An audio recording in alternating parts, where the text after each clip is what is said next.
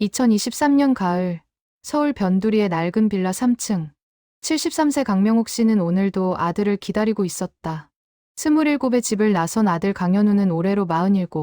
그 긴 세월 동안 명옥 씨가 아들을 직접 본 것은 손에 꼽을 정도였다. 창문 너머로 보이는 단풍나무가 붉게 물들어가고 있었다. 명옥 씨는 낡은 소파에 앉아 무릎 위에 놓인 사진첩을 천천히 넘겼다. 사진 속 어린 현우는 환하게 웃고 있었다. 초등학교 입학식 날, 중학교 졸업식 날, 고등학교 수학여행 가던 날. 그 시절의 현우는 평범한 학생이었고 평범한 아들이었다. 회사 일이 바쁘다고 했지. 이해해야지. 명옥 씨는 스스로에게 되뇌었다. 현우는 대학을 졸업한 뒤 무역회사에 취직했다고 했다. 해외 출장이 잦아서 자주 만나기 어렵다는 말도 했다. 처음에는 서운했지만 시간이 지나면서 명옥 씨도 그런가 보다 하고 받아들였다. 실은 현우가 제대로 된 직장을 얻었다는 것만으로도 다행이었다. 남편을 일찍 여의고 혼자 아들을 키우면서 명옥 씨는 항상 걱정이 앞섰다. 아들이 잘못된 길로 빠지지는 않을까? 제대로 된 직장을 구할 수 있을까? 결혼은 할 수 있을까? 그런 걱정들이 기우였다는 걸 알게 된 건 현우가 27이 되던 해였다. 현우는 어느 날 갑자기 이렇게 말했다. 엄마, 나 좋은 회사에 취직했어. 무역회사인데 조건이 괜찮아. 그런데 해외 출장이 많아서 자주 못 올 것 같아. 명옥 씨는 기뻤다. 아들이 제대로 된 직장을 얻었다는 것. 그것만으로 충분했다. 자주 못 보는 건 아쉽지만 아들의 앞날을 위해서라면 감수할 수 있었다. 그렇게 20년이 흘렀다. 현우는 1년에 서너 번 정도 집에 들렀다. 설날, 추석, 명옥 씨 생신. 그리고 가끔 특별한 날. 올 때마다 생활비를 넉넉히 주고 갔다. 명옥 씨가 사양해도 현우는 꼭 두고 갔다. 엄마, 나 이제 돈 좀 벌어. 걱정하지 마. 현우는 늘 그렇게 말했다. 하지만 명옥 씨가 보기에 아들의 모습은 어딘가 수척했다. 얼굴에는 지친 기색이 역력했고 손은 거칠게 트여 있었다. 무역회사 직원치고는 너무 야위고 거친 모습이었다. 현우야, 너 밥은 제대로 먹고 다니니? 응. 엄마, 잘 먹어. 회사에서 식사 다 챙겨줘. 손이 왜 이렇게 거칠어졌니? 무역회사 다니는데 손이 이럴 일이 있나? 아, 이거? 취미로 목공일 좀 배우고 있어. 스트레스 풀려고. 현우는 그렇게 대답했다. 명옥 씨는 더 이상 캐묻지 않았다. 아들이 싫어하는 걸 알았기 때문이다. 대신 이렇게 말했다. 너무 무리하지 마. 건강이 제일 중요한 거야. 알았어, 엄마. 그러던 어느 날 예상치 못한 일이 벌어졌다. 우편함에서 두툼한 봉투 하나를 발견한 것이다.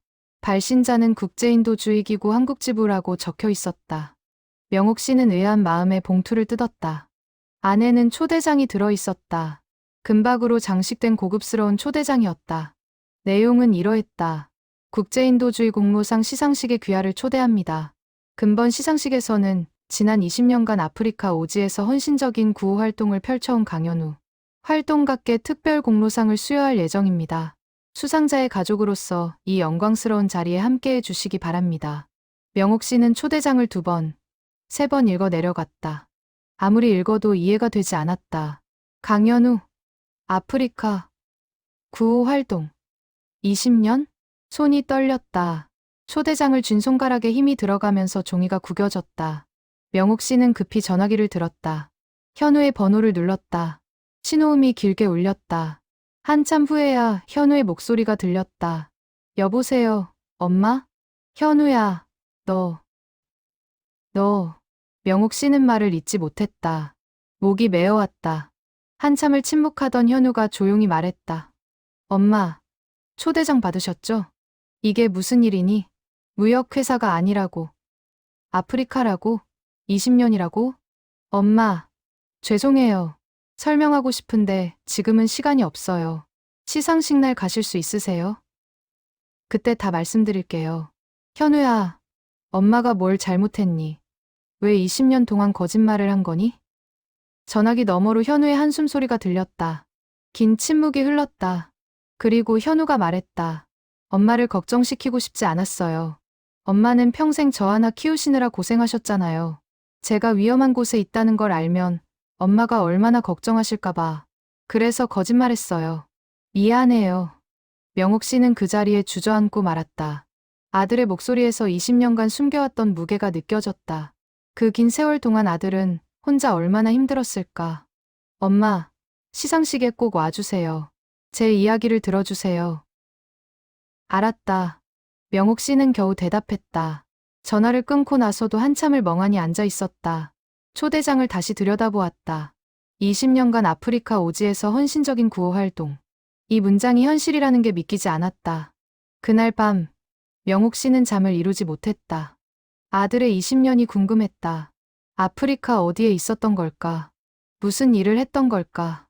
위험하지는 않았을까? 아프지는 않았을까? 수많은 질문이 머릿속을 맴돌았다. 하지만 답은 시상식 날까지 기다려야 했다. 이틀 후, 명옥 씨는 옷장을 뒤졌다. 시상식에 입고 갈 옷을 찾기 위해서였다. 젊었을 때 결혼식 하객으로 갔을 때 입었던 정장이 눈에 띄었다. 먼지를 털어내고 다림질을 했다. 옷은 낡았지만 정갈했다. 거울 앞에 서서 옷을 입어보았다. 73세의 노인이 거울에 비쳤다. 주름진 얼굴, 허리 굽은 자세. 명옥 씨는 한숨을 쉬었다. 아들이 자랑스러운 상을 받는 자리에 이렇게 초라한 모습으로 가도 되는 걸까? 하지만 곧 마음을 고쳐먹었다. 중요한 건 외모가 아니었다. 아들이 엄마에게 부끄럽지 않은 삶을 살았다는 것. 그것이 중요했다. 시상식이 열리는 날짜가 다가왔다. 명옥 씨는 긴장과 기대가 뒤섞인 마음으로 그날을 기다렸다. 20년간 숨겨져 있던 아들의 진짜 삶이 드러날 날이 코앞이었다. 시상식 당일, 명옥 씨는 새벽부터 일어나 준비를 시작했다. 손이 떨려 단추를 잠그는 것조차 쉽지 않았다. 거울을 보며 머리를 매만졌지만 마음은 진정되지 않았다. 오전 10시 택시를 타고 서울 시내 한 대형 호텔로 향했다. 차창 밖 풍경이 빠르게 지나갔지만 명옥 씨의 눈에는 아무것도 들어오지 않았다. 머릿속은 온통 현우 생각뿐이었다. 호텔에 도착하자 입구부터 화려했다. 레드카펫이 깔려 있었고 양복을 입은 사람들이 오가고 있었다. 명옥 씨는 순간 주눅이 들었다. 이런 곳에 자신이 어울릴까 싶었다. 하지만 입구에 안내 직원이 반갑게 맞아주었다. 강현우 활동가의 어머님이시죠? 기다리고 있었습니다. 이쪽으로 오세요. 직원의 안내를 받아 대연회장으로 들어갔다. 문이 열리자 눈부신 광경이 펼쳐졌다. 천장에는 화려한 샹들리에가 걸려 있었고 수백 개의 의자가 정갈하게 배치되어 있었다. 무대 위에는 거대한 스크린이 설치되어 있었다. 어머님, 여기 앞자리에 앉으시면 됩니다. 명옥 씨는 안내받은 자리에 앉았다. 바로 일열 중앙이었다. 주변을 둘러보니 정장을 차려입은 사람들로 가득했다. 기자들도 여럿 보였다. 카메라 플래시가 이따금 터졌다. 명옥 씨는 가슴이 두근거렸다. 이 모든 게 아들 때문이라니. 20년간 무역회사 직원인 줄 알았던 아들이 이런 자리의 주인공이 될 줄은 꿈에도 몰랐다. 정각 11시 시상식이 시작되었다. 사회자가 무대에 올라 개회사를 낭독했다. 오늘 이 자리는 인류애를 실천하고 세계 평화에 기여한 분들을 기리기 위해 마련되었습니다. 특히 올해는 지난 20년간 아프리카 오지에서 헌신적인 구호 활동을 펼쳐온 한 분께 특별 공로상을 드리게 되어 더욱 뜻깊습니다. 박수 소리가 장내를 가득 채웠다. 명옥 씨는 손을 모으고 무대를 응시했다. 사회자가 계속 말을 이어갔다. 이분은 의료 혜택을 받지 못하는 오지 마을에 진료소를 세우고 식수가 부족한 지역에 우물을 파며 교육 기회가 없는 아이들에게 학교를 지어주셨습니다. 개인적인 안락함을 포기하고 타인의 생명을 살리는 데 평생을 바치신 분입니다. 명옥 씨의 눈에서 눈물이 흘러내렸다. 이야기를 들으면서 아들의 얼굴이 떠올랐다. 집에 올 때마다 수척하고 지쳐 보였던 이유가 이제야 이해되었다. 그분의 이름은 강현우입니다. 무대 위 대형 스크린에 현우의 사진이 나타났다. 아프리카 어느 마을에서 찍은 사진이었다. 현우는 아이들에 둘러싸여 환하게 웃고 있었다. 흙먼지가 날리는 배경, 낡은 티셔츠, 햇볕에 그을린 피부. 하지만 그 눈빛은 어느 때보다 맑고 빛나고 있었다. 장내가 다시 박수로 가득 찼다. 명옥 씨는 손수건을 꺼내 눈물을 닦았다. 옆자리에 한 여성이 조용히 말을 건넸다. 어머님, 정말 자랑스러우시겠어요. 명옥 씨는 고개를 끄덕였다. 말이 나오지 않았다. 이어서 현우의 활동을 담은 영상이 상영되었다. 아프리카의 붉은 땅, 초가지붕 마을, 맨발로 뛰노는 아이들. 그 한가운데 현우가 있었다. 영상 속에서 현우는 아픈 사람들을 치료하고 우물을 파고 아이들을 가르치고 있었다. 그의 얼굴은 땀으로 범벅이었지만 표정은 행복해 보였다. 한 장면에서 현우가 카메라를 향해 말했다. 이곳 사람들은 아무것도 가진 게 없지만 서로를 아끼고 나누는 마음만큼은 세계 어느 곳보다 풍요롭습니다. 저는 그들에게 도움을 주는 게 아니라 그들에게서 삶의 진정한 의미를 배우고 있습니다. 명옥 씨는 화면을 뚫어져라 바라보았다. 저게 정말 내 아들일까? 20년 전 집을 나서던 27 청년이 이렇게 성장했다니.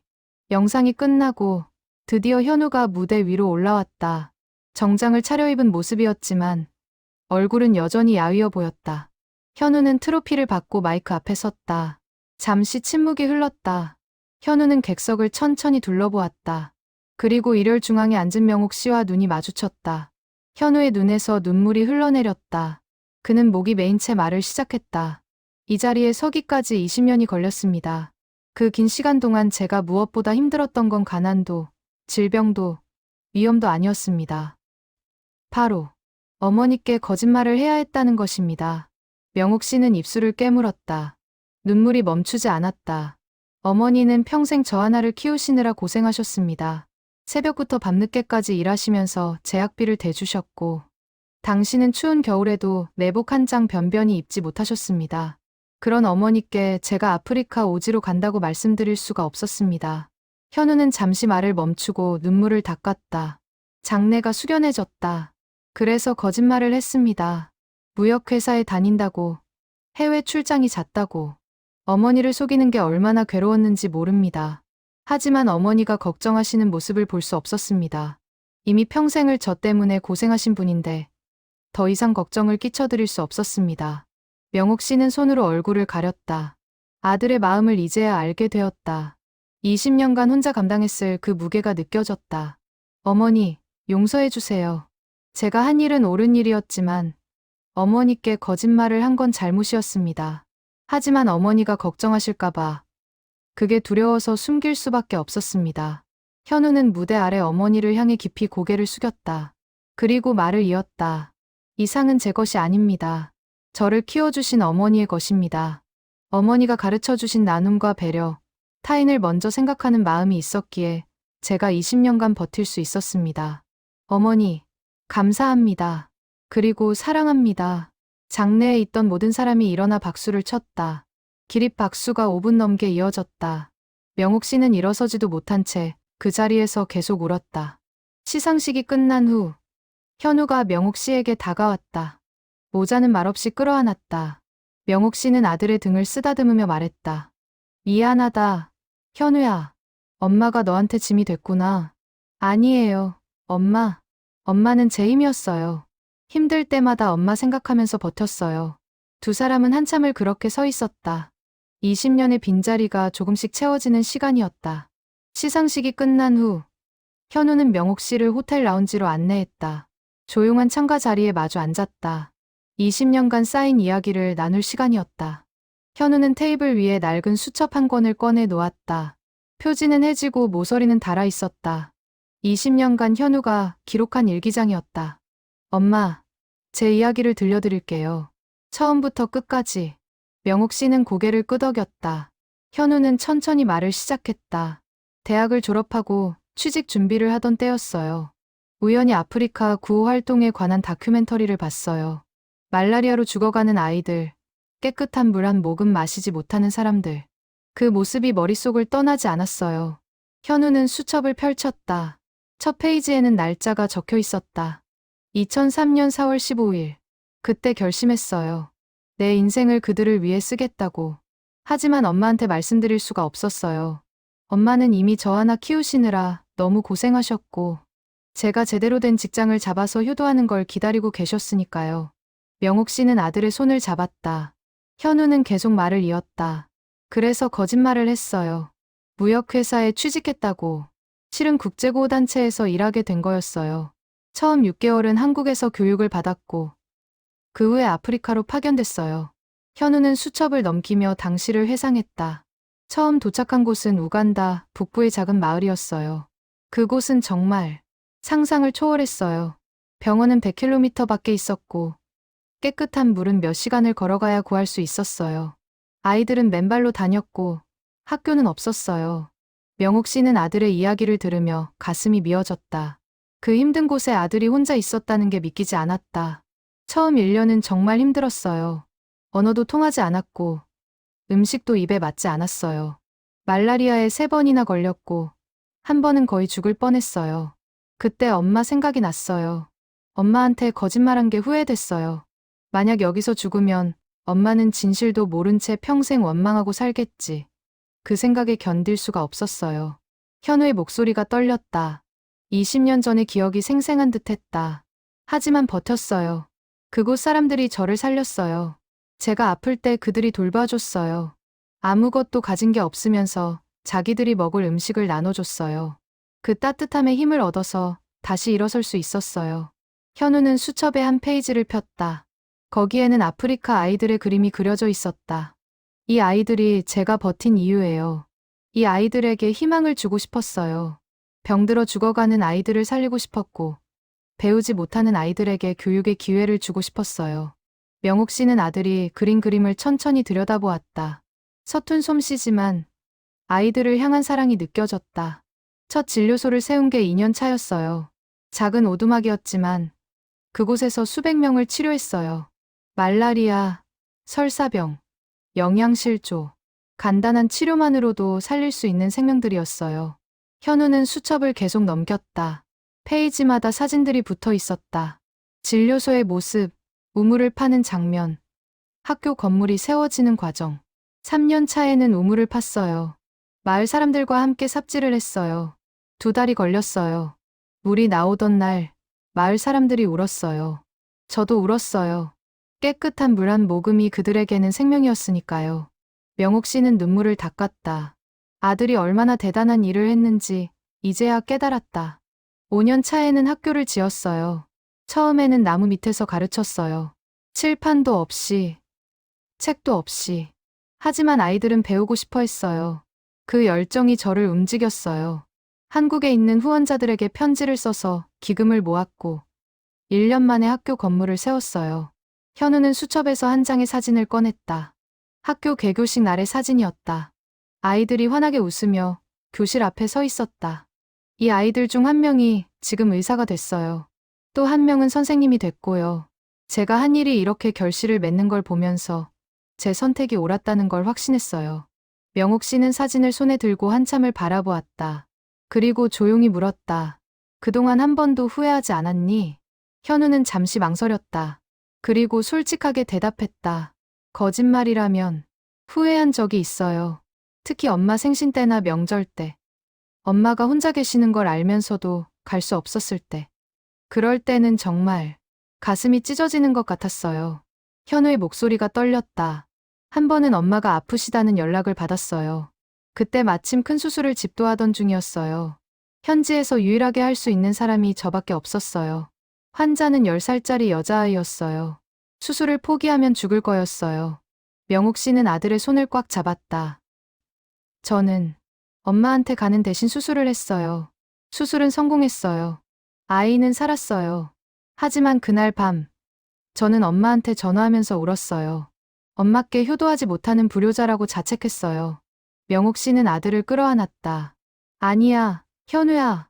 너는 효자야. 내가 한 일이 얼마나 대단한 건지 엄마가 이제 알았어. 내가 많은 사람을 살렸잖니. 그게 바로 효도야. 2사람은 한참을 그렇게 있었다. 20년간의 오해와 그리움이 조금씩 풀리는 순간이었다. 라운지에서의 대화는 계속 이어졌다. 현우는 수첩을 넘기며 20년의 기록을 하나씩 들려주었다. 명옥 씨는 아들의 이야기에 귀를 기울였다. 10년 차쯤 됐을 때 가장 힘든 일을 겪었어요. 현우의 표정이 어두워졌다. 수첩의 한 페이지를 펼쳤다. 거기에는 이렇게 적혀 있었다. 2013년 8월 12일. 오늘 토마스를 잃었다. 토마스는 제가 처음으로 진료소에서 치료한 아이였어요. 5살 때 말라리아에 걸려 죽어가던 아이를 살렸어요. 그 아이가 15살이 됐을 때 다시 병에 걸렸어요. 이번에는 폐렴이었어요. 현우는 말을 잇지 못했다. 한참 후에야 다시 입을 열었다. 하지만 구할 수 없었어요. 항생제가 부족했어요. 가장 가까운 도시까지 가려면 이틀이 걸렸고, 비가 와서 길이 막혀 있었어요. 저는 그 아이가 죽어가는 걸 지켜볼 수밖에 없었어요. 명옥 씨는 아들의 어깨를 감싸 안았다. 그때 생각했어요. 이게 내 한계구나. 아무리 노력해도 구할 수 없는 생명이 있구나. 그 생각에 무너졌어요. 일주일 동안 아무것도 하지 못했어요. 그냥 토마스의 무덤 앞에 앉아 있었어요. 현우는 눈물을 닦았다. 하지만 마을 사람들이 저를 다시 일으켜 세웠어요. 토마스의 엄마가 제 손을 잡고 말했어요. 당신이 우리 아들에게 10년을 더 살게 해줬어요. 그 10년 동안 우리는 행복했어요.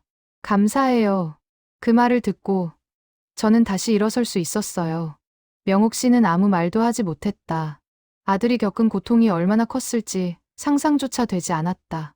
그 일을 계기로 더 큰 진료소를 짓기로 결심했어요. 한국에 돌아와서 모금 활동을 했어요.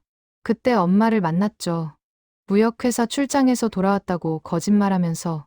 현우는 쓸쓸하게 웃었다. 엄마가 제 손을 보고 물어보셨죠. 왜 이렇게 거칠어졌냐고. 저는 목공 취미 때문이라고 둘러댔어요. 실은 매일 흙을 파고 벽돌을 나르고 건물을 지으면서 거칠어진 손이었어요. 명옥 씨는 그때의 기억이 떠올랐다. 아들의 손을 보면서 이상하다고 생각했던 순간. 왜 진실을 말하지 않았니? 엄마가 걱정하실까 봐요. 엄마는 평생 고생만 하셨잖아요. 제가 편하게 살았으면 하는 게 엄마 소원이었을 텐데. 제가 아프리카 오지에서 고생하고 있다는 걸 알면 얼마나 괴로워하실까 싶었어요. 현우는 수첩을 넘겼다. 다음 페이지에는 새로 지은 진료소의 사진이 있었다. 2년 후, 큰 진료소를 완공했어요. 수술실도 있고 입원실도 있는 제대로 된 병원이었어요. 그곳에서 연간 5,000명 이상을 치료했어요. 더 이상 토마스 같은 아이를 잃지 않기 위해서요. 명옥 씨는 사진을 보며 감탄했다. 작은 건물이었지만 아들의 땀과 눈물이 배어 있었다. 15년 차에는 학교를 3곳 더 지었어요. 마을마다 학교를 세워서 아이들이 걸어서 다닐 수 있게 했어요. 그리고 선생님도 양성했어요. 현지 젊은이들을 교육해서 선생님으로 만들었어요. 현우는 자랑스러운 표정으로 말했다. 지금은 제가 없어도 학교가 잘 운영돼요. 현지 사람들이 스스로 해내고 있어요. 그게 제일 뿌듯해요. 제가 떠나도 지속 가능한 시스템을 만든 거니까요. 명옥 씨는 아들을 바라보았다. 27의 집을 나선 청년이 이제 47의 중년이 되어 돌아왔다. 그 세월 동안 얼마나 많은 일이 있었을까. 현우야, 힘들지 않았니? 현우는 고개를 끄덕였다. 힘들었어요. 정말 많이. 특히 외로웠어요. 친구도 없고, 가족도 없고. 명절 때 다른 사람들은 가족과 함께 보내는데, 저는 혼자 오두막에 앉아 엄마 생각만 했어요. 현우의 목소리가 떨렸다. 한 번은 엄마 생신날이었어요. 그날 제가 있던 마을에 전염병이 돌았어요. 환자가 너무 많아서 밤새 일했어요. 새벽 4시쯤 잠깐 쉬면서 하늘을 봤어요. 별이 정말 많이 보였어요. 그때 생각했어요. 엄마도 지금 같은 하늘을 보고 계실까? 그 생각에 눈물이 났어요. 명옥 씨는 아들을 꼭 껴안았다. 미안하다. 현우야. 엄마가 몰라서 미안해. 아니에요. 엄마. 엄마 잘못이 아니에요. 제가 숨긴 거예요. 엄마를 위해서였어요. 두 사람은 한참을 그렇게 있었다. 라운지에 다른 사람들이 쳐다봤지만 두 사람은 아랑곳하지 않았다. 한참 후 현우가 말을 이었다. 20년 차가 되던 해 조직에서 한국 본부로 돌아오라고 했어요. 후배들이 현장을 잘 이어가고 있으니 이제는 후방에서 지원하는 역할을 맡으라고요. 현우는 수첩의 마지막 페이지를 폈다. 그래서 이번에 한국으로 완전히 돌아오게 됐어요. 이제는 엄마 곁에서 지낼 수 있어요. 더 이상 거짓말하지 않아도 돼요. 명옥 씨는 아들의 손을 잡았다. 현우야, 엄마는 내가 자랑스러워. 내가 한 일이 얼마나 위대한 건지 엄마가 이제 알았어. 엄마, 저는 위대한 일을 한 게 아니에요. 그냥 제가 해야 할 일을 한 거예요. 엄마가 저를 그렇게 키우셨잖아요. 남을 도우며 살라고. 현우는 어린 시절을 떠올렸다. 엄마 기억나세요? 제가 초등학교 때 반에 가난한 친구가 있었잖아요. 엄마가 그 친구에게 도시락을 싸서 보내주셨죠. 엄마도 형편이 어려웠는데 말이에요. 명옥 씨는 그때의 기억이 떠올랐다. 그 기억이 제 인생을 바꿨어요. 어려워도 나눌 수 있다는 것. 작은 도움이 누군가에게는 큰 희망이 될 수 있다는 것. 그걸 엄마한테서 배웠어요. 명옥 씨는 눈물을 흘렸다. 자신이 무심코 한 행동이 아들의 인생을 이렇게 바꿔놓을 줄은 몰랐다. 엄마, 제가 아프리카에서 한 일은 엄마가 저한테 해주신 일의 연장이에요. 엄마의 사랑을 다른 사람들에게 전한 거예요. 두 사람은 서로를 바라보며 미소 지었다. 20년의 빈자리가 이제 진짜 사랑으로 채워지고 있었다. 며칠 후, 현우는 명옥 씨를 자신의 작은 사무실로 초대했다. 신의 한 건물 3층에 있는 소박한 공간이었다. 벽에는 아프리카에서 찍은 사진들이 가득 걸려 있었다. 명옥 씨는 사진들을 하나씩 들여다보았다. 아이들의 웃는 얼굴, 우물 앞에 모인 사람들, 학교 건물, 진료소에서 환자를 돌보는 현우의 모습. 엄마, 이 사람들을 소개해드리고 싶었어요. 현우는 벽에 한 사진을 가리켰다. 한 노인의 사진이었다. 이분은 은부투 할아버지예요. 제가 처음 그 마을에 갔을 때 저를 받아준 분이에요. 마을의 촌장님이셨는데 처음에는 저를 의심하셨어요. 외국인이 와서 뭘 하려는 거냐고. 현우는 그때를 떠올리며 웃었다. 하지만 제가 매일 마을 사람들을 치료하고 함께 일하는 모습을 보시더니 마음을 여셨어요. 그리고 이렇게 말씀하셨어요. 넌 우리 아들이다. 이제부터 이 마을은 내 집이다. 그 말을 듣고 울었어요. 명옥 씨는 은부투 할아버지의 사진을 오래 들여다보았다. 주름진 얼굴에 자애로운 미소가 담겨 있었다. 할아버지는 3년 전에 돌아가셨어요. 제 품에서 마지막 숨을 거두셨어요. 돌아가시기 전에 제 손을 잡고 말씀하셨어요. 내가 와줘서 고마웠다. 우리 마을에 희망을 줘서 고마웠다. 저는 할아버지께 더 고마웠어요. 저를 가족으로 받아주셔서. 현우는 다른 사진을 가리켰다. 10살쯤 되어 보이는 여자아이의 사진이었다. 이 아이는 아밀리아예요. 제가 수술해서 살린 아이예요. 선천성 심장병이 있었는데 방치하면 죽을 수밖에 없었어요. 하지만 수술하면 살 수 있었어요. 명옥 씨는 아밀리아의 밝은 미소를 보며 감탄했다. 문제는 수술비였어요. 현지에서는 할 수 없는 수술이라 케냐의 수도로 가야 했어요. 수술비가 한국 돈으로 300만 원 정도였는데 그 가족은 그런 돈을 마련할 수 없었어요. 현우는 잠시 말을 멈췄다. 그래서 제가 한국에 있는 후원자들에게 편지를 썼어요. 아밀리아의 사연을 전하고 도움을 요청했어요. 일주일 만에 수술비가 모였어요. 한국 사람들의 따뜻한 마음이 아밀리아를 살렸어요. 명옥 씨는 눈물을 닦았다. 수술은 성공했어요. 아밀리아는 이제 건강하게 자라고 있어요. 학교에도 다니고요.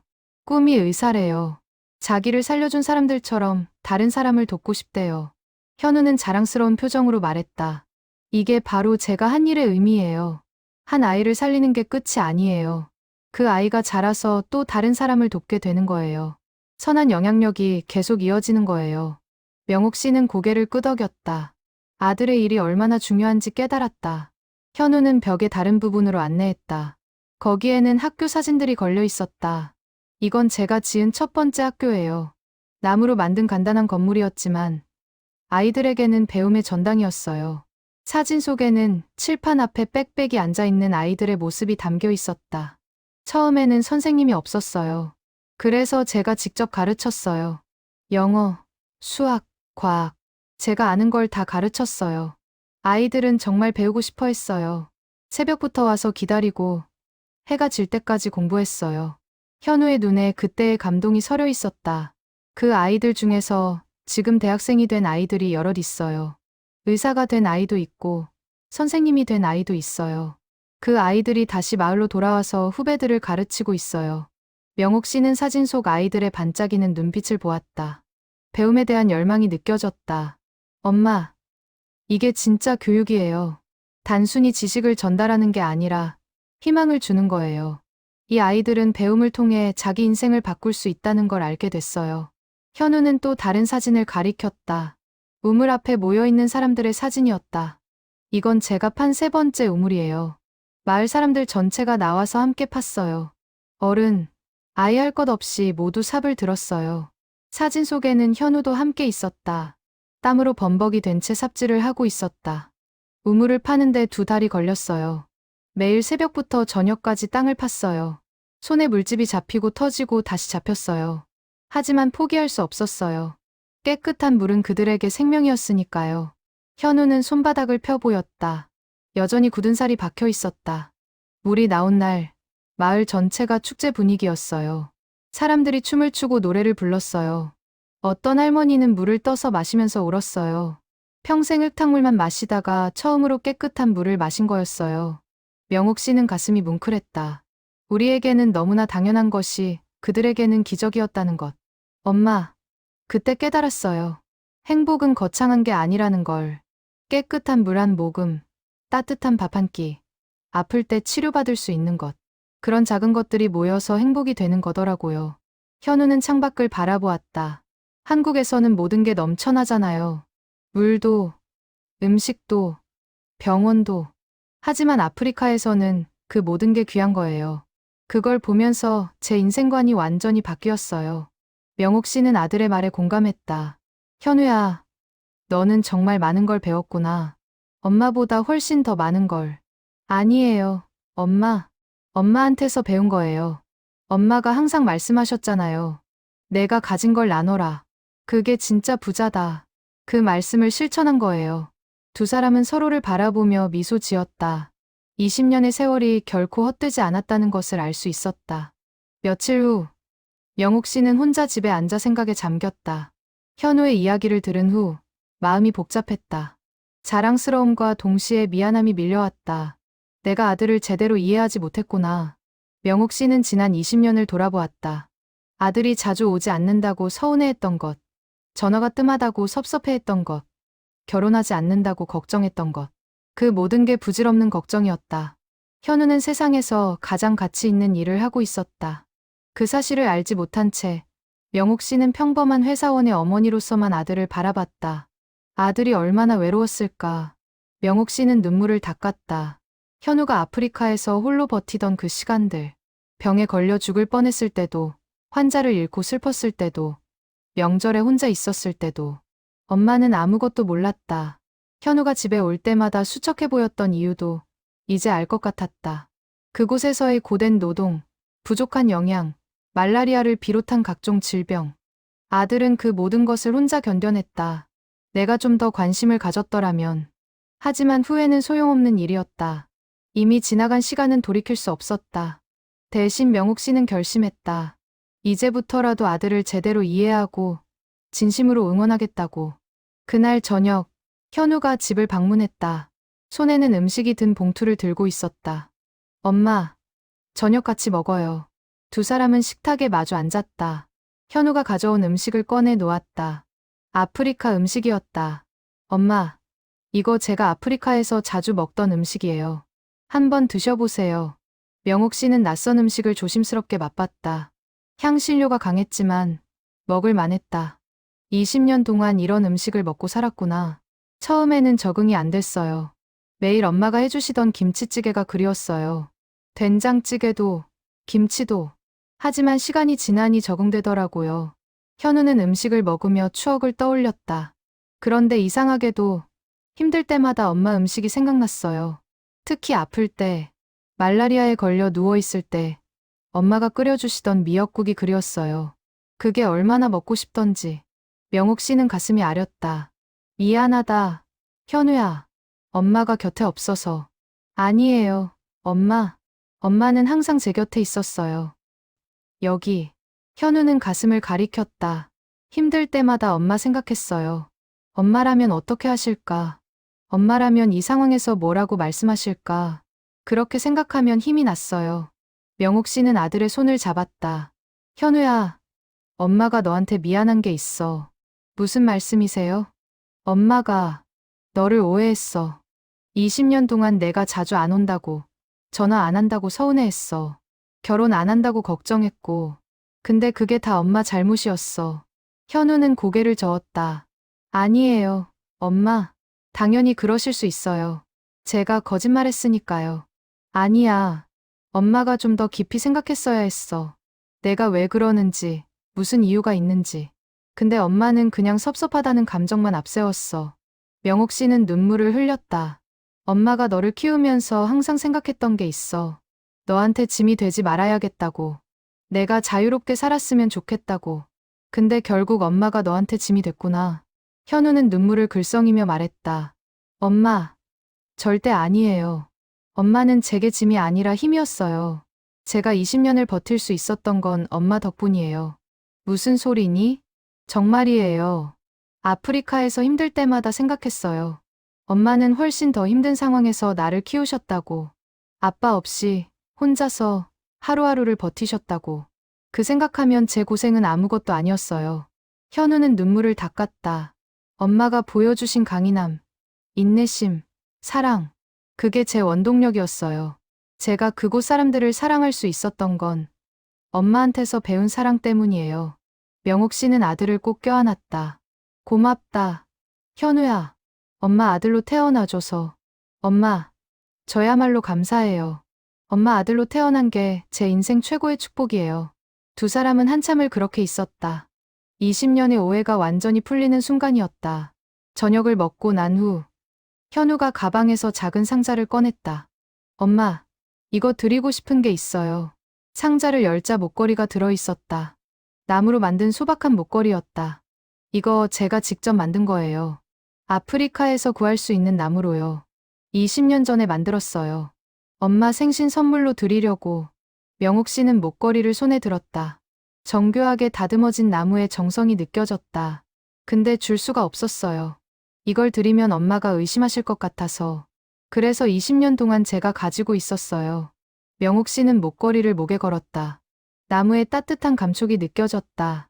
이제 제대로 드릴 수 있어서 기뻐요. 엄마, 사랑해요. 엄마도 사랑한다. 현우야. 그날 밤, 명옥 씨는 목걸이를 만지작거리며 잠들었다. 20년 전 아들이 혼자 만들었을 이 목걸이. 그 안에 담긴 사랑이 느껴졌다. 시상식 이후, 현우의 이야기는 언론을 통해 알려졌다. 신문, 방송, 인터넷, 어디서나 현우의 이야기가 화제였다. 20년간 아프리카에서 구호 활동을 하며 거짓말한 아들이라는 제목의 기사들이 쏟아졌다. 현우의 집 앞에는 기자들이 찾아왔다. 인터뷰 요청도 빗발쳤다. 하지만 현우는 모두 거절했다. 자신이 주목받는 것을 원하지 않았다. 대신 명옥 씨의 집으로 찾아온 사람들이 있었다. 현우와 함께 일했던 동료들이었다. 어머님, 저희는 현우 씨와 함께 아프리카에서 일했던 사람들입니다. 명옥 씨는 그들을 반갑게 맞이했다. 거실에 자리를 마련하고 차를 대접했다. 어머님, 저희가 현우 씨에 대해 말씀드리고 싶은 게 있어서 왔어요. 한 여성이 말을 꺼냈다. 30대 중반쯤 되어 보이는 사람이었다. 저는 현우 씨 덕분에 목숨을 구했어요. 5년 전에 말라리아에 걸려 죽어가고 있었는데 현우 씨가 밤새 간호해 주셨어요. 항생제도 구해주시고 계속 곁을 지켜주셨어요. 명옥 씨는 그녀의 이야기에 귀 기울였다. 현우 씨는 그때 이렇게 말씀하셨어요. 너는 여기서 죽으면 안 돼. 내가 해야 할 일이 많아. 그 말을 듣고 힘을 냈어요. 그리고 살아났어요. 그녀는 눈물을 닦았다. 현우 씨는 누구보다 헌신적이었어요. 자기 몸을 돌보지 않고 다른 사람만 챙겼어요. 밥도 제대로 안 먹고 잠도 안 자고 그렇게 일했어요. 다른 남성이 말을 이었다. 현우 씨는 정말 대단한 분이에요. 우리가 포기하려고 할 때 항상 희망을 이야기했어요. 할 수 있어. 우리가 하지 않으면 누가 하겠어. 그 말에 힘을 얻어서 버텼어요. 명옥 씨는 동료들의 이야기를 들으며 아들에 대해 더 많이 알게 되었다. 현우가 얼마나 존경받는 사람인지, 얼마나 많은 이들에게 희망을 준 사람인지. 어머님, 현우 씨가 늘 하시던 말씀이 있어요. 한 동료가 조용히 말했다. 내가 이 일을 하는 건 어머니 덕분이다. 어머니가 보여주신 사랑을 실천하는 것뿐이다. 항상 그렇게 말씀하셨어요. 명옥 씨는 눈물을 흘렸다. 현우 씨는 어머님을 정말 많이 그리워하셨어요. 특히 명절 때. 다른 사람들은 가족과 통화하는데 현우 씨는 혼자 조용히 밖에 나가 계셨어요. 어머니 생각하시면서요. 동료들은 각자 현우와의 추억을 이야기했다. 함께 우물을 파던 날, 학교를 짓던 날, 밤새 환자를 돌보던 날. 그 모든 순간에 현우는 최선을 다했다. 어머님, 현우 씨 덕분에 저희도 많이 배웠어요. 진짜 봉사가 뭔지, 진짜 사랑이 뭔지. 현우 씨를 보면서 배웠어요. 명옥 씨는 동료들에게 고개를 숙였다. 고맙습니다. 우리 아들을 잘 도와주셔서. 아니에요. 어머님, 저희가 감사해야죠. 이런 훌륭한 아들을 키워주셔서. 동료들이 돌아간 후 명옥 씨는 혼자 앉아 생각에 잠겼다. 아들이 얼마나 많은 사람에게 영향을 줬는지 새삼 느껴졌다. 며칠 후 현우가 명옥 씨를 찾아왔다. 무언가 상기된 표징이었다. 엄마, 제안이 하나 들어왔어요. 무슨 제안? 한 출판사에서 책을 쓰자고 하네요. 제 지난 20년 이야기를요. 그 책의 수익금은 전액 아프리카 구호 활동에 쓰겠다고 했어요. 명옥 씨는 잠시 생각했다. 내가 하고 싶으면 해라. 근데 한 가지 조건이 있어요. 뭔데? 엄마 이야기도 함께 넣고 싶어요.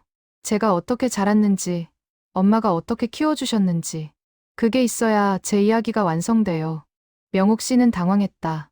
엄마 이야기는 왜 넣니? 엄마는 아무것도 한 게 없는데. 아니에요. 엄마가 모든 걸 하셨어요. 저를 이렇게 키워주신 게 가장 큰 일이에요. 현우는 진심으로 말했다. 엄마가 보여주신 사랑, 희생, 인내. 그게 제 밑바탕이에요. 그걸 사람들에게 알리고 싶어요. 명옥 씨는 망설였다. 자신의 이야기가 책에 실린다는 게 부끄러웠다. 엄마, 부탁이에요. 저랑 함께 해주세요. 엄마의 이야기가 있어야 제 이야기가 의미가 있어요. 명옥 씨는 결국 고개를 끄덕였다. 알았다. 내가 그렇게 원한다면. 그날부터 현우와 명옥 씨는 함께 과거를 되짚기 시작했다. 현우가 어렸을 때, 명옥 씨가 고생하며 키웠던 시절, 현우가 아프리카로 떠나던 날, 그리고 20년간의 기다림. 두 사람은 이야기를 나누며 웃기도 하고 울기도 했다. 과거의 아픔이 조금씩 치유되는 시간이었다. 엄마, 기억나세요? 제가 초등학교 때 소풍 가는 날 엄마가 김밥을 싸주셨는데 새벽 4시에 일어나서 준비하신 거. 그럼 기억나지? 내가 친구들한테 자랑하고 싶다고 해서 정성껏 쌌지. 그날 친구들이 다 부러워했어요. 엄마 김밥이 제일 예쁘다고. 명옥 씨는 그때를 떠올리며 미소 지었다. 엄마, 그런 작은 것들이 저를 만들었어요. 엄마의 정성, 엄마의 사랑. 그게 제 인생의 나침반이었어요. 두 사람은 과거를 정리하면서 서로에 대해 더 깊이 이해하게 되었다. 20년의 빈자리가 이제는 소중한 추억으로 채워지고 있었다. 책 작업을 하던 어느 날, 현우는 명옥 씨에게 중요한 이야기를 꺼냈다. 엄마, 사실 제가 고민이 있어요. 두 사람은 거실에 마주 앉았다. 현우의 표정이 심각했다. 조직에서 다시 아프리카로 가자고 해요. 새로운 프로젝트가 시작되는데 제 경험이 필요하대요. 명옥 씨의 얼굴이 굳어졌다. 이제 막 아들과 함께 시간을 보내기 시작했는데 다시 떠난다니. 얼마나 가야 하는데? 2년 정도요. 새로운 지역의 의료 시스템을 구축하는 프로젝트예요. 제가 지금까지 쌓은 노하우가 필요한 일이래요. 명옥 씨는 아무 말도 하지 못했다. 마음속으로는 아들이 가지 않았으면 했다. 이제 곁에 있는데 다시 멀리 떠난다는 게 슬펐다. 하지만 동시에 알고 있었다. 현우의 일이 얼마나 중요한지. 그곳에서 현우를 기다리는 사람들이 있다는 것을. 현우야, 너는 어떻게 하고 싶니? 현우는 잠시 침묵했다. 그리고 솔직하게 말했다. 가고 싶어요. 그곳에 제가 필요한 사람들이 있어요. 하지만 엄마를 두고 가는 게 마음에 걸려요. 명옥 씨는 아들의 손을 잡았다. 현우야, 엄마는 괜찮아. 20년도 기다렸는데 2년쯤이야. 정말이에요? 그래. 내가 하고 싶은 일을 해라. 그게 엄마가 바라는 거야. 현우는 눈물을 글썽였다. 하지만 이번에는 다를 거예요. 엄마한테 거짓말하지 않을 거예요. 제가 어디서 뭘 하는지 다 말씀드릴게요. 그리고 자주 연락할게요. 명옥 씨는 미소 지었다. 그래. 그렇게 하자. 더 이상 비밀은 없이. 현우는 어머니를 꼭 껴안았다. 엄마, 감사해요. 제 선택을 존중해 주셔서. 현우야, 엄마는 내가 행복했으면 좋겠어. 그게 아프리카에 있는 거라면 가야지. 현우는 결국 다시 아프리카로 가기로 결심했다. 하지만 이번에는 모든 게 달랐다. 거짓말 없이, 투명하게. 출발 전 한 달, 현우는 명옥 씨와 함께 많은 시간을 보냈다. 함께 식사하고, 산책하고, 이야기를 나눴다. 어느 날, 현우는 명옥 씨를 자신이 일하게 될 조직의 한국 사무실로 데려갔다. 엄마, 제가 일할 곳이에요. 여기 사람들 소개시켜 드릴게요. 명옥 씨는 사무실을 둘러보았다. 벽에는 아프리카의 사진들이 가득 걸려 있었다. 젊은 직원들이 열심히 일하고 있었다. 현우는 명옥 씨를 동료들에게 소개했다. 여러분, 우리 어머니세요. 직원들이 일제히 일어나 인사했다. 어머님, 현우 씨 이야기 많이 들었어요. 정말 존경합니다. 한 직원이 다가와 말했다. 어머님이 계셔서 현우 씨 같은 분이 계시는 거죠. 감사합니다. 명옥 씨는 부끄러워하며 손을 저었다. 아니에요. 제가 한 게 없는데요. 아니에요. 현우 씨가 늘 말씀하세요. 자신의 원동력은 어머님이라고. 명옥 씨는 그 말에 가슴이 뭉클했다.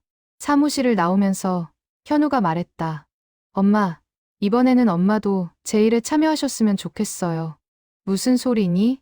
후원자들에게 편지를 쓸 때 엄마 이야기도 함께 넣고 싶어요. 엄마가 어떻게 저를 키우셨는지, 엄마의 사랑이 어떻게 제 일의 밑바탕이 됐는지. 명옥 씨는 고개를 저었다. 그건 안 돼. 엄마 이야기는 특별한 게 없어. 아니에요. 엄마 이야기가 가장 특별해요. 평범한 사람의 위대한 사랑. 그게 사람들에게 가장 큰 감동을 줄 거예요. 현우의 설득에 명옥 씨는 결국 동의했다. 그날부터 현우와 명옥 씨는 함께 후원자들에게 보낼 편지를 썼다. 명옥 씨가 현우를 키운 이야기, 현우가 아프리카에서 한 일, 그리고 두 사람의 재회. 편지를 쓰면서 두 사람은 많이 웃었다. 과거의 아픔이 이제는 소중한 추억이 되어 있었다. 출발 일주일 전, 현우는 명옥 씨를 특별한 곳으로 데려갔다. 한강공원이었다. 엄마, 여기가 제가 20년 전 마지막으로 산책했던 곳이에요. 두 사람은 강변을 따라 천천히 걸었다. 가을 단풍이 아름답게 물들어 있었다. 그때 저는 불안했어요. 엄마한테 거짓말하고 떠나는 게 맞는 건가. 하지만 결심했죠. 엄마를 위해서라도 성공해야겠다고. 현우는 한강을 바라보았다. 20년이 흘렀네요. 이제 저는 다시 떠나지만 이번에는 다릅니다. 엄마의 축복을 받고 가니까요. 명옥 씨는 아들의 어깨를 감싸 안았다. 현우야, 엄마가 자랑스럽다. 내가 선택한 길이 자랑스러워. 엄마, 이번에는 자주 연락할게요. 매주 통화하고 편지도 쓸게요. 그리고 1년에 한 번은 꼭 한국에 올게요. 알았어. 엄마도 기다릴게. 이번에는 자랑스럽게. 두 사람은 한강을 바라보며 한참을 서 있었다. 석양이 강물을 붉게 물들이고 있었다. 출발 당일, 공항은 많은 사람으로 붐볐다. 현우를 배웅하러 온 동료들, 후원자들, 그리고 명옥 씨. 현우는 간단한 배낭 하나만 메고 있었다. 20년 전 떠날 때와 똑같은 모습이었다. 엄마, 전 갑니다. 명옥 씨는 아들을 꼭 껴안았다. 이번에는 울지 않았다. 대신 웃으며 말했다. 잘 다녀와라. 그곳 사람들 잘 돌봐주고. 네. 엄마, 제가 매주 전화할게요. 그리고 매달 편지도 쓸게요. 알았어. 엄마도 답장 쓸게. 현우는 어머니에게 작은 노트 하나를 건넸다. 엄마, 이거 제 연락처예요. 긴급 상황에 쓸 수 있는 위성전화번호도 적어뒀어요. 언제든 연락하세요. 명옥 씨는 노트를 소중히 받아들었다. 현우는 동료들에게도 인사했다. 그리고 출국장으로 향했다. 한 걸음 한 걸음 걸어가는 아들의 뒷모습을 명옥 씨는 지켜보았다. 현우는 중간에 멈춰서 뒤돌아봤다. 그리고 크게 손을 흔들었다. 명옥 씨도 손을 흔들었다. 이번에는 슬프지 않았다. 20년 전과는 달랐다. 아들이 어디로 가는지 알고 있었고, 무슨 일을 하는지 알고 있었다. 그리고 언제 돌아올지도 알고 있었다. 현우가 출국장 안으로 사라지고 나서도 명옥 씨는 한참을 서 있었다.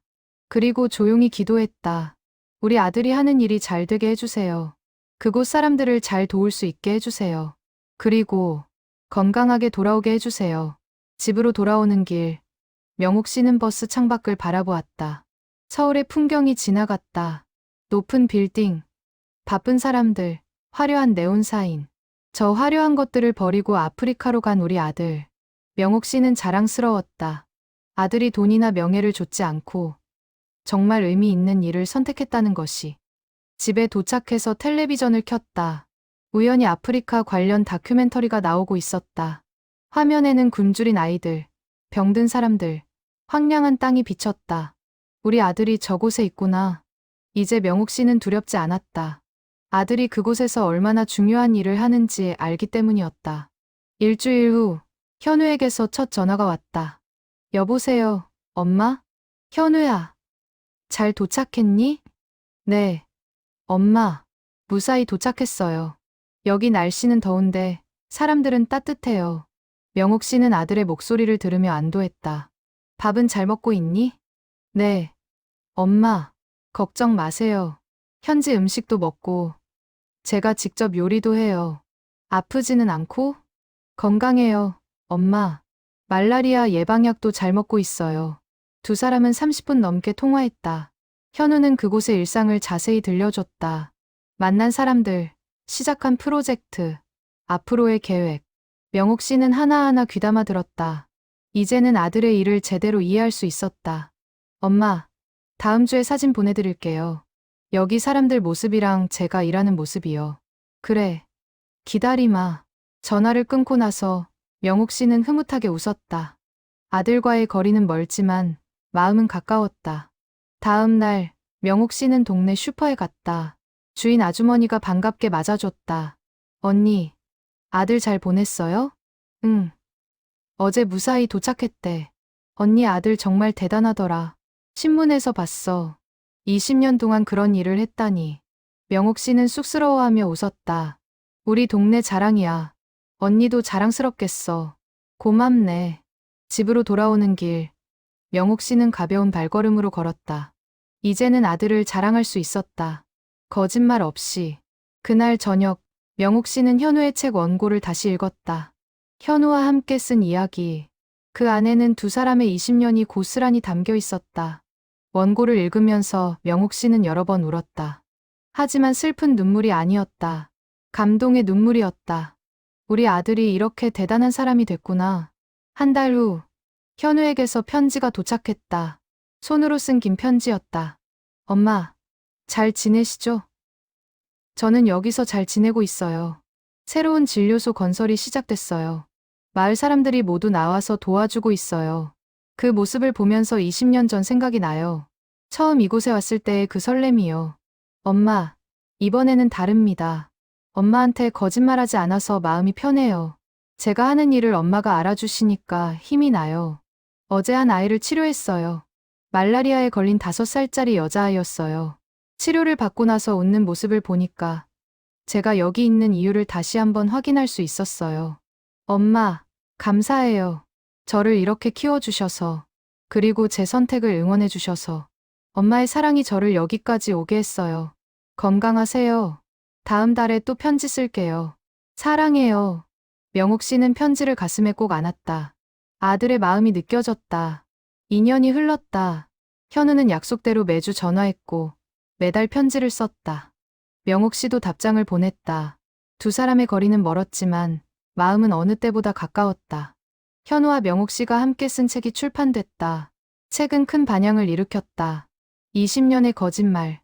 그리고 진짜 사랑이라는 제목의 책은 베스트셀러가 됐다. 책의 수익금은 모두 아프리카 구호 활동에 사용됐다. 그 돈으로 새로운 학교 2곳과 진료소 1곳이 세워졌다. 명옥 씨는 갑자기 유명인사가 됐다. 강연 요청이 들어왔다. 처음에는 망설였지만 현우의 격려로 용기를 냈다.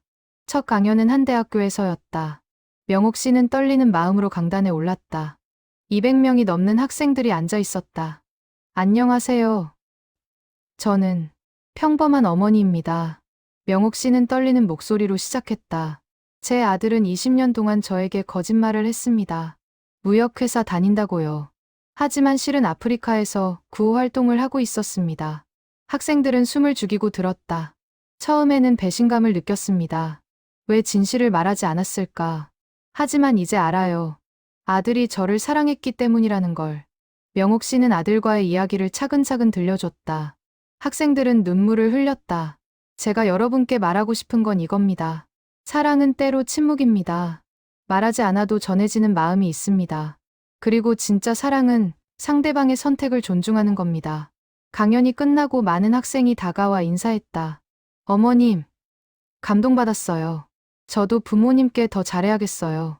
어머님 같은 분이 계셔서 현우 씨 같은 분이 계시는 거네요. 명옥 씨는 부끄러워하며 웃었다. 하지만 마음속으로는 뿌듯했다. 그 후로도 명옥 씨는 여러 곳에서 강연을 했다.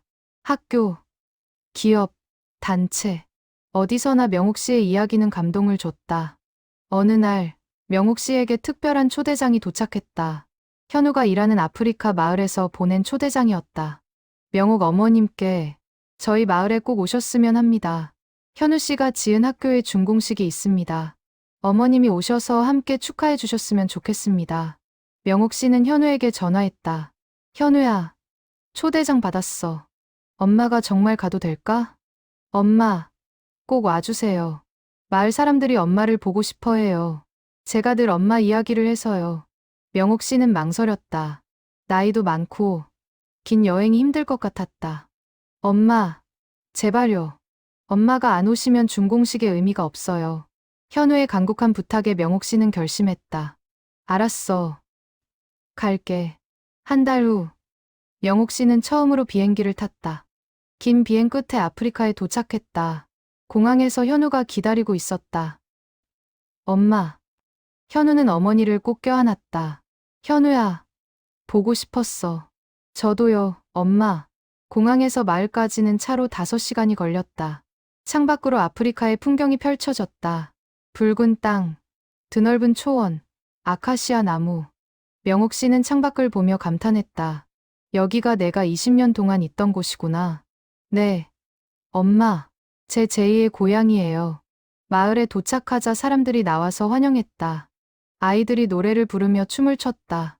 명옥 씨는 감동해서 눈물을 흘렸다.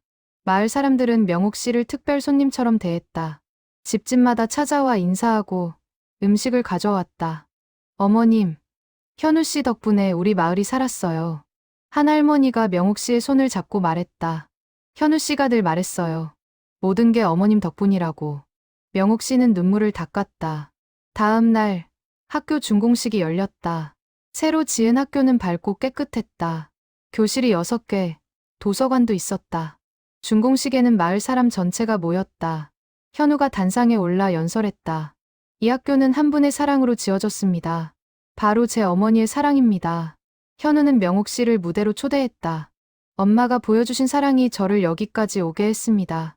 그 사랑을 여러분과 나누고 싶었습니다. 마을 사람들이 기립박수를 쳤다. 명옥 씨는 눈물로 범벅이 된 채 아들을 껴안았다. 그날 저녁, 현우는 명옥 씨를 특별한 장소로 데려갔다. 마을이 내려다 보이는 언덕이었다. 엄마, 여기가 제가 가장 좋아하는 곳이에요. 힘들 때마다 여기 와서 엄마 생각했어요. 두 사람은 나란히 앉아 석양을 바라보았다. 붉은 해가 지평선 너머로 지고 있었다. 현우야, 엄마 정말 자랑스러워. 내가 이런 일을 하고 있다는 게 엄마 덕분이에요. 엄마가 가르쳐준 사랑을 실천한 것뿐이에요. 아니야. 넌 엄마보다 훨씬 대단한 일을 했어. 현우는 고개를 저었다. 엄마는 아무것도 없는 상황에서 저를 키우셨잖아요. 그게 제일 대단한 거예요. 두 사람은 서로를 바라보며 미소 지었다. 엄마, 이제 후회 없으세요? 응, 후회 없어. 내가 행복하니까 엄마도 행복해. 엄마, 사랑해요. 엄마도 사랑한다. 현우야, 석양이 완전히 지고 별이 하나둘씩 나타났다. 아프리카의 밤하늘은 별로 가득했다. 명옥 씨와 현우는 한참을 그렇게 앉아 있었다. 20년의 시간이 완전히 치유되는 순간이었다. 며칠 후, 명옥 씨는 한국으로 돌아갔다. 하지만 이제는 외롭지 않았다. 아들이 무엇을 하는지 알았고, 그 일이 얼마나 의미 있는지 알았다. 집으로 돌아온 명옥 씨는 아프리카에서 찍은 사진들을 벽에 걸었다. 현우와 함께 찍은 사진, 마을 사람들과 찍은 사진, 학교 앞에서 찍은 사진. 그 사진들을 볼 때마다 명옥 씨는 미소 지었다. 아들이 멀리 있어도 가까이 느껴졌다. 저녁마다 명옥 씨는 현우에게 전화했다. 그리고 서로의 하루를 나눴다. 거짓말 없이, 솔직하게. 그렇게 명옥 씨와 현우의 이야기는 계속됐다. 20년의 거짓말은 이제 영원한 사랑으로 바뀌었다.